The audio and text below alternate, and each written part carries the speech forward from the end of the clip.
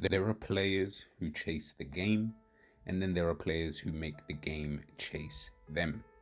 When Bilal El Khannous touches the ball, time seems to slow down. He doesn't run, he glides. Every movement feels like it's being drawn in advance, each touch perfectly measured, each angle thought through. You can see the rhythm in how he plays, smooth, balanced, effortless. He's not the loudest player on the pitch. He doesn't scream for attention. Instead, he controls the tempo with the smallest gestures. A half turn here, a body feint there, creating pockets of space that most players don't even notice. What makes El Khannous special isn't just his technique, it's his calm. When pressure comes, he doesn't panic, he pauses. He lets the press come closer, invites it, and then, in one touch, he escapes. That's his art. He manipulates defenders like pieces on a chessboard, always one move ahead, always finding the exit route no one else can see.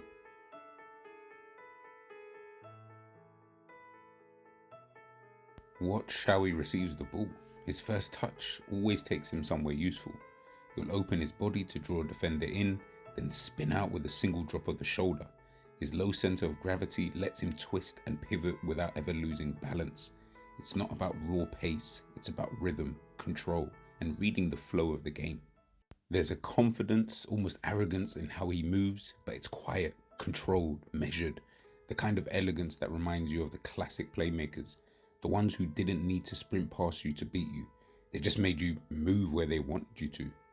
And that's the beauty of El Khannous. He doesn't always dominate games through chaos, he does it through control. Every step, every turn, every look over the shoulder is part of the same dance. A midfield artist who doesn't force his way into the game, he flows through it.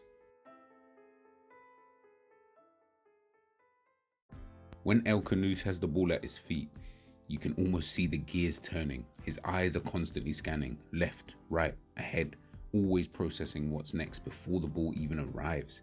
That's his superpower. He doesn't just see the game as it is, he sees it as it will be. Some players will just play what's in front of them. El Khannous plays what's about to happen. He disguises passes with his body shape, tricking defenders into thinking he's going one way, then slicing through the other.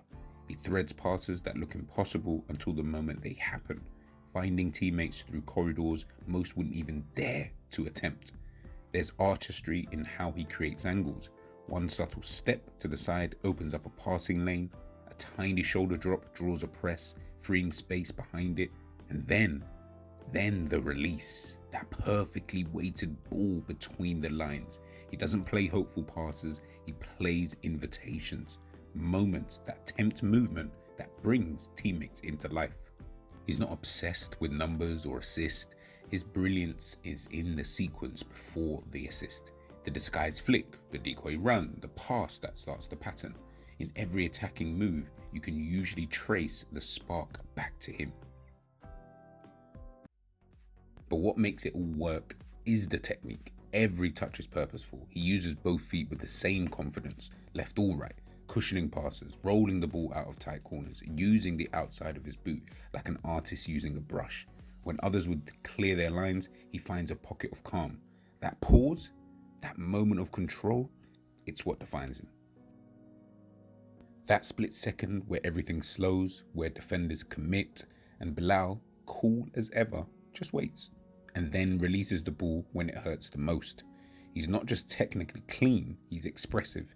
You can see his confidence in the way he controls tempo, in the little flourishes that say, I know exactly what I'm doing. He doesn't necessarily need stepovers or tricks to show flair. His flair is intelligence. His creativity isn't chaos, it's precision. When you watch him, it feels like he's narrating the match in real time. And for those who love the pure craft of midfield play, the subtle angles, the rhythm, the elegance, El Khannous is a reminder of what football looks like when it's played beautifully. When you look at Stuttgart, one thing that stands out is structure and spontaneity living in perfect balance. They press with aggression, they transition fast, and they move as one unit.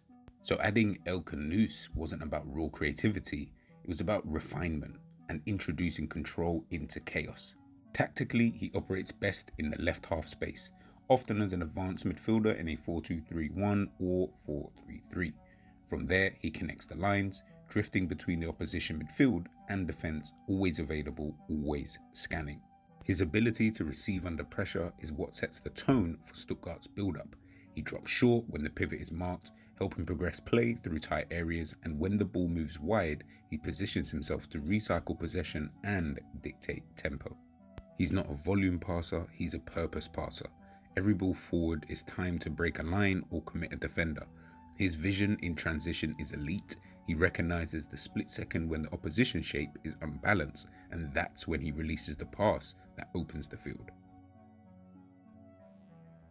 In modern football, these kind of midfielders are rare. Players who can slow the game down without losing intensity. He's not a pure number 10, not a deep-lying 6. He's a controller in the truest sense. Someone who brings order to transition-heavy football.